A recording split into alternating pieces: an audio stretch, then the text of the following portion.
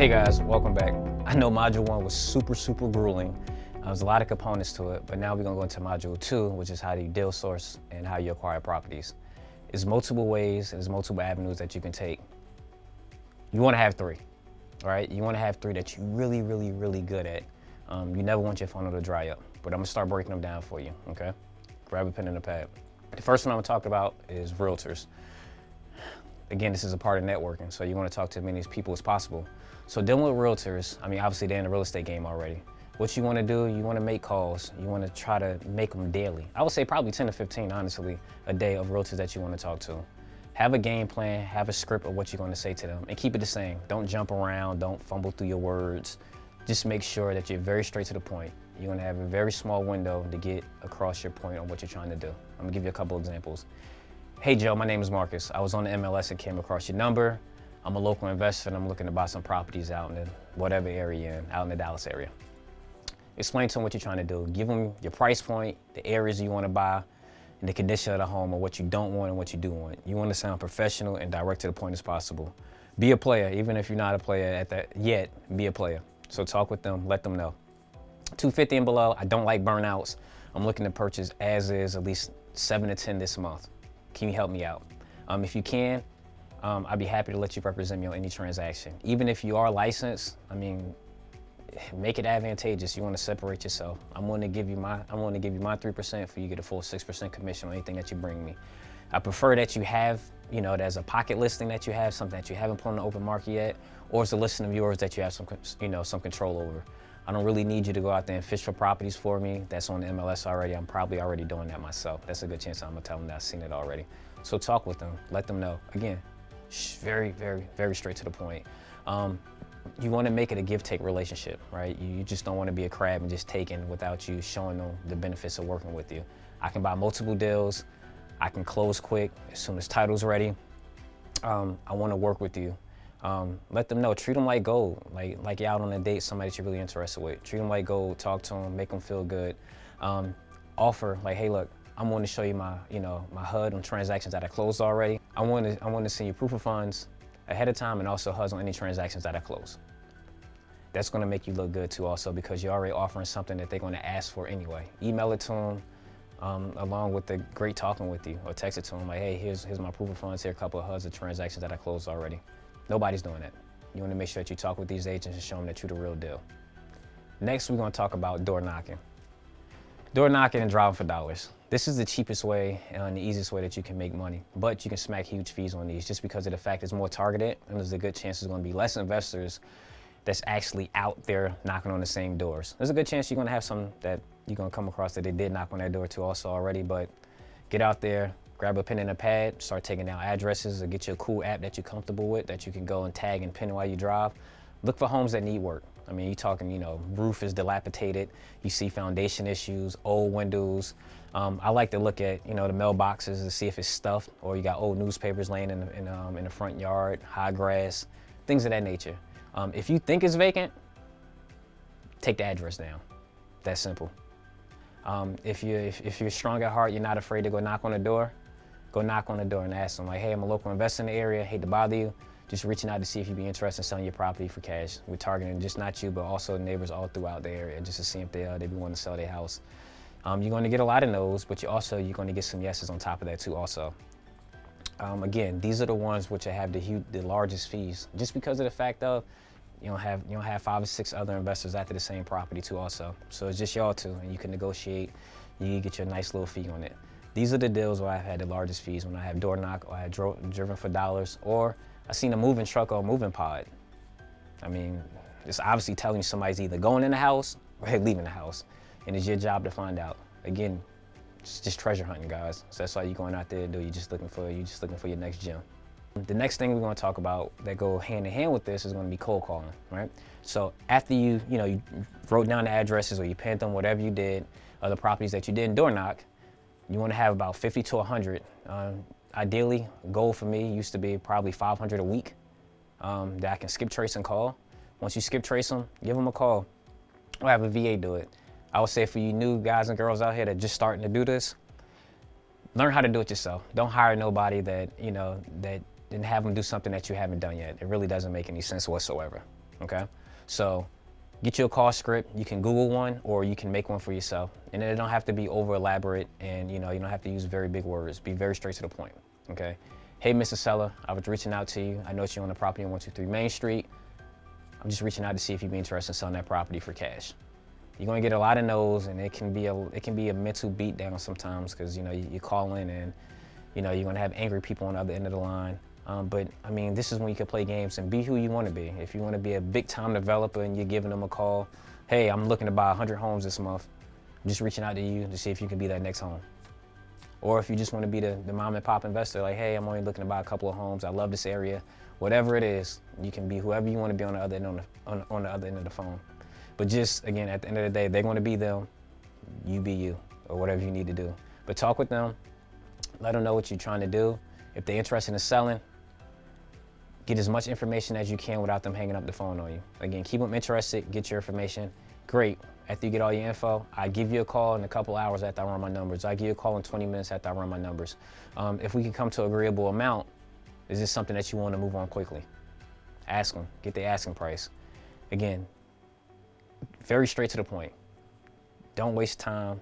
Know what you're going to say.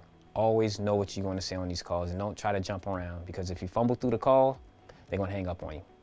All right, but this is another way that's going to go direct with your door knocking and your driving for dollars. It's a direct correlation right here, but it's a great avenue. Bondsman. So this is the outside the box gym right here. Okay, so obviously, a lot of times, sometimes, bail bondsmen, their job is to bail people out of jail, and you're going to have a situation at times to where somebody may put up their home and jump bond. They're not trying to keep a home. It's not their job. I have a funny story to where actually in a certain area, where I live at in the area, I actually went and talked to a couple of bail bondsmen, and I actually came across one who sold me a house.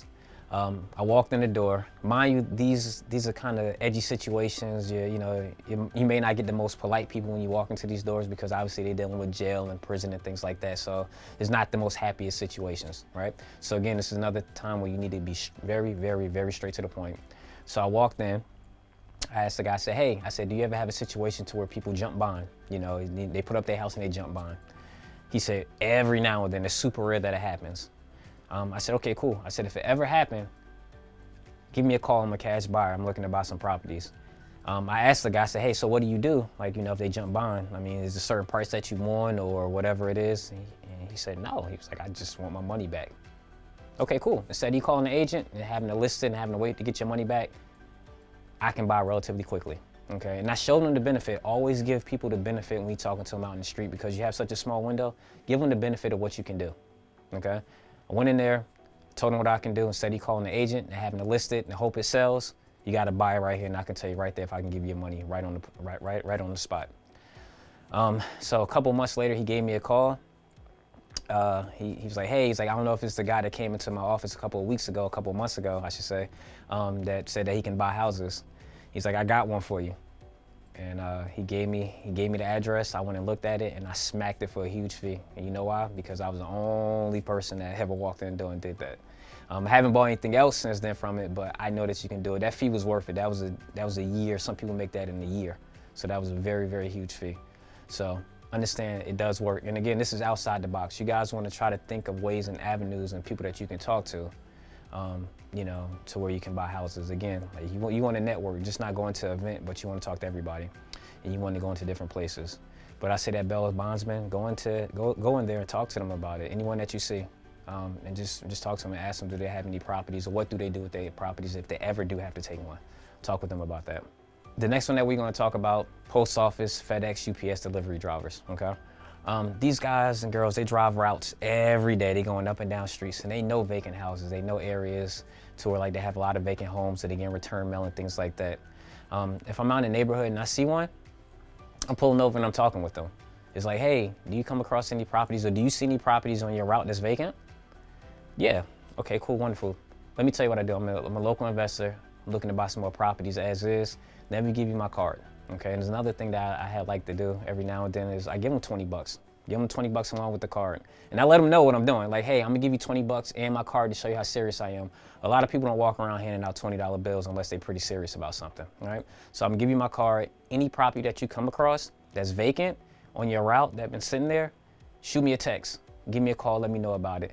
Not only with this 20 bucks, I can give you $1,000 to $1,500, whatever you want to say, for any deal that you want to bring to me that I buy cash. That's a gem right there. I'm telling you, when you let people know, like, hey, don't nobody just walk around giving you 20 bucks in a business card saying I want to do business with you, that's serious business right there. All right, so that's something that you can actually do. And it works. I have had bought deals from postmen and FedEx guys.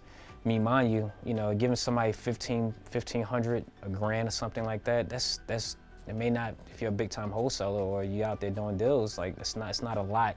You should be smacking some good fees. You making 20 off somebody giving you a lead and you want to give them $2,000, you should be able to live pretty well. Okay, so you want to make sure that you take care of these people. When you see them, hop out the car, walk with them while they're on their route, while they're dropping the mail off. It's only going to probably be about a 5 to 10 minute conversation. Shouldn't, honestly, no more than 5. Let them know what you do. Be very straight to the point. Give them your card. If you got some extra cash you want to shoot over to them, give it to them, and keep it moving.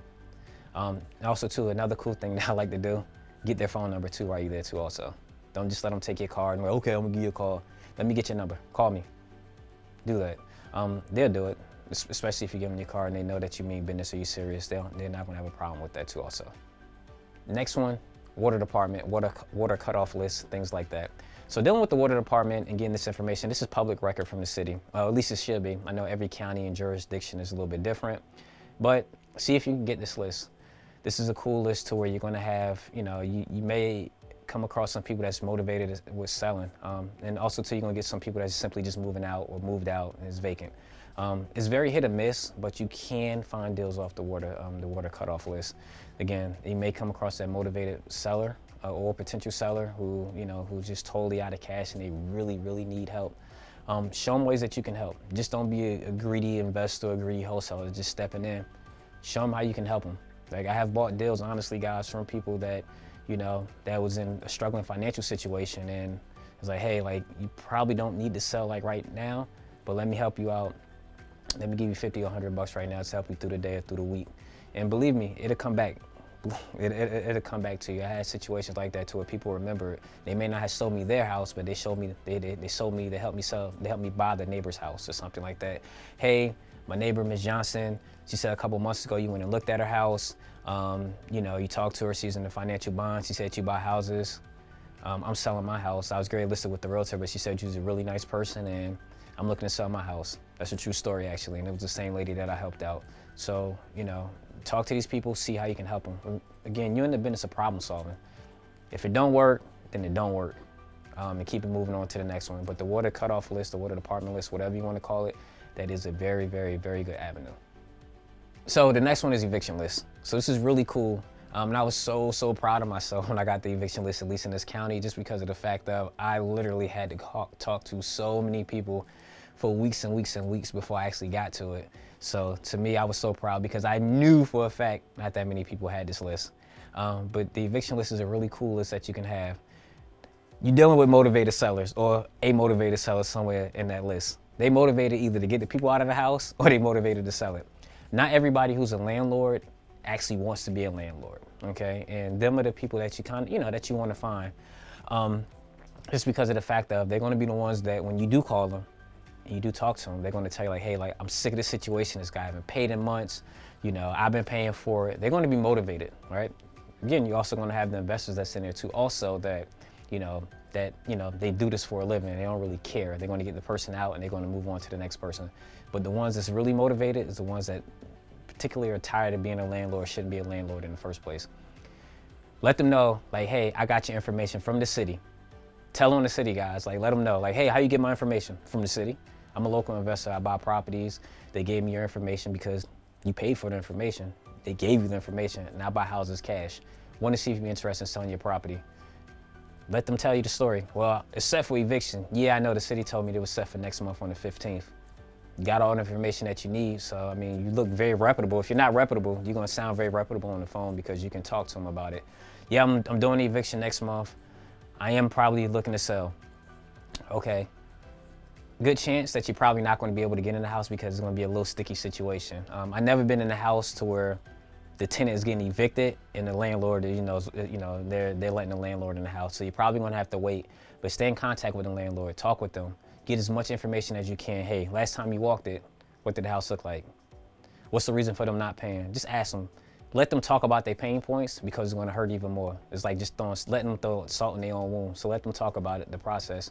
And ask them the asking price.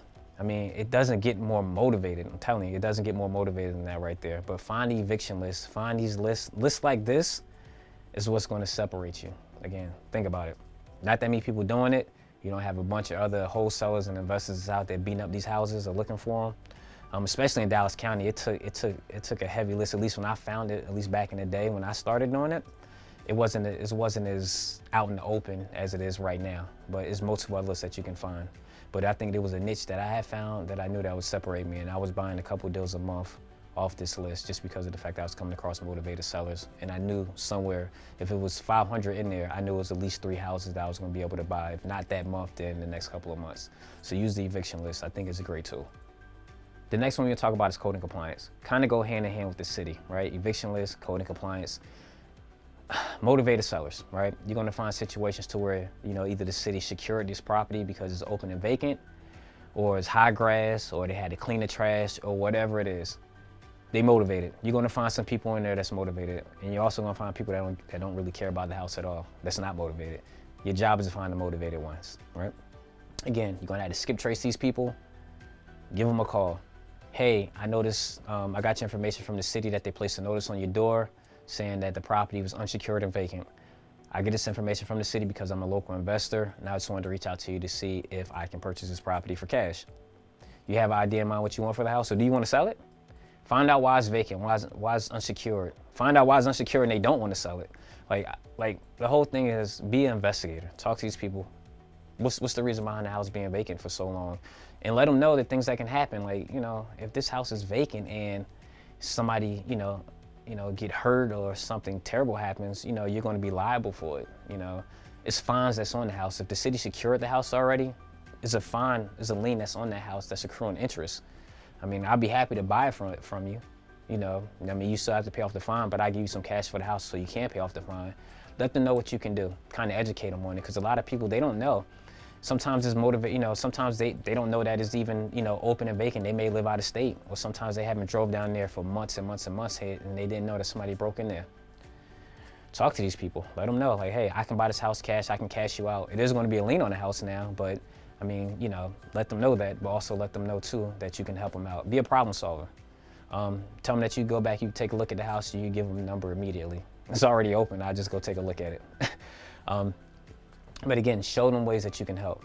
When they ask how did they get your information, again, always tell them from the city, because you did. I'm a local investor. The city sent me your information because I'm possibly be able to help you out with purchasing your property. The next one that we're going to talk about is payday loans. Payday loans, pawn shops, things like that. There's nothing wrong with going into a pawn shop and leaving a business card and asking them, do they know anybody that want to sell their properties? There's a good chance that people sometimes they just pawn things just because they moving, and they just maybe want a couple of extra bucks just to be able to help them with their move and things like that. They may not be super motivated, but I mean they may be motivated. So when you go in there, leave them your business card, ask them like, hey, just give me my card, and tell them the same thing. Like, look, I'm willing to pay $1,500 to $2,000, whatever it is, if you can let me know anybody that's interested in selling their property as is. Again, you got to think about it. I know a lot of people probably going, well, why would I go to a pawn shop? Because people who need money talk about their issues, right? So you don't think that they talk to that teller, whoever it is at that front, and tell them why they need, instead of $100, they need $150, and why they need $150. Talk to them about it. Find out. Okay, yeah, actually, I do come across people that want to sell their property. Great, here's my card, right? So I think that's a good avenue. Again, it's an outside the box avenue, but it's a good avenue to where, like, at least if you're not getting deals from it, you should get leads from it. Again, there's going to be a lot of things that you just have to train yourself, train your eye to see opportunities. Driving to a pawn shop or going into a pawn shop is a very, very, very good avenue, all right? Again, also too, these payday loans lists, a lot of these lists are sold, and a lot of these people that get loans, I mean, they own houses. I mean, skip trace them and call them. I mean, again, that's just another outside the box avenue. The next thing that we're going to talk about is the pre-foreclosure list. every new investor and wholesaler, they're probably going after this list. I'm not going to say that it doesn't work, because I know some people out here right now that's really killing the game off pre-foreclosure lists. Me personally, it's not my favorite thing in the world to do. But the pre-foreclosure list works. I mean, these people are motivated, or they will be motivated eventually to do something with their house. If it was me personally, I'm probably not going to call these people, but I'm gonna go knock on the door, and I'm gonna try to get as much information that I can. Sometimes, obviously depending on the state and jurisdiction that you're in, you may have a large list. So target areas that you know, that you can kind of comp out really fast and write down the value next to it, and go knock on the door and see if they're looking to sell. The reason why I say write down the value is because of the fact you're going to know already what the house is worth, right? So the only thing that you need to see is the rehab. And if you got a contract with you, or if you have a contract, or just say a blank contract in your car or what have you, and then you can get into the house and you can walk the rehab, you already know what you can pay for the house right off the bat. So it's kind of putting you ahead of the game already.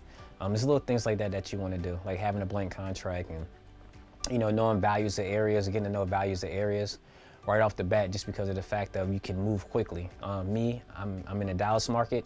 There's a good chance you could throw a zip code at me, and I know the average square footage in bedrooms and bathrooms as soon as you give me the zip code, and what is possibly worth for around the range, and things like that. Like, you want to be a master at, just because of the fact, again, it's going to separate you from the other willy-nillys that's out there that's doing business. You want to be able to talk to the sellers and be very efficient and very quick with it. It's like, yeah, the house is worth $360. You're foreclosing on for $160.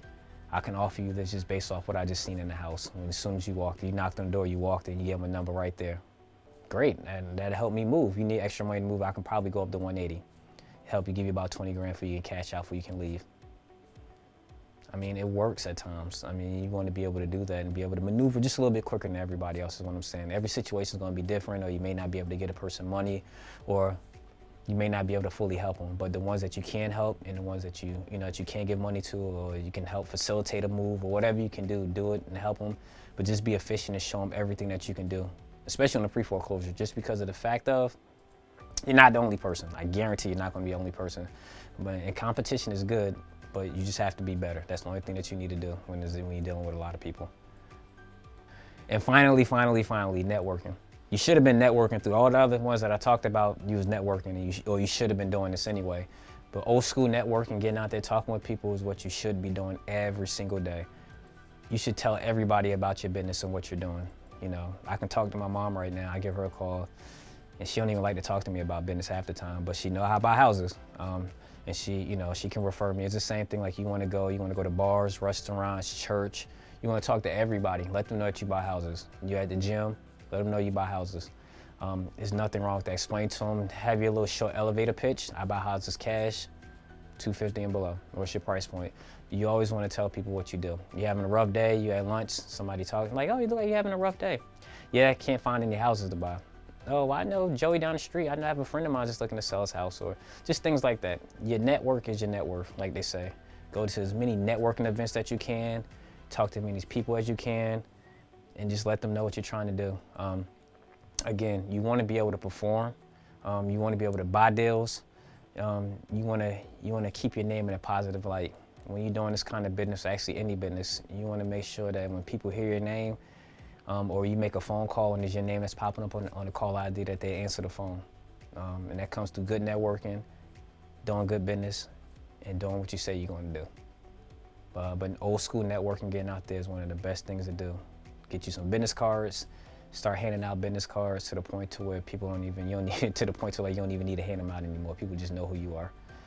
But you want to network your butt off every day like it's day one. This is the end of module 2, guys. I know it's a lot of info. If you have any questions, reply back to this module or hit me up on IG. See you guys in the next one. Definitely take notes. Listen to this as many times as you possibly can. Take 3 from it. Take 3. That's all you really need is 3, and be really good at it. Be really good at it, and I guarantee you should be able to buy about 4 or 5 houses a month.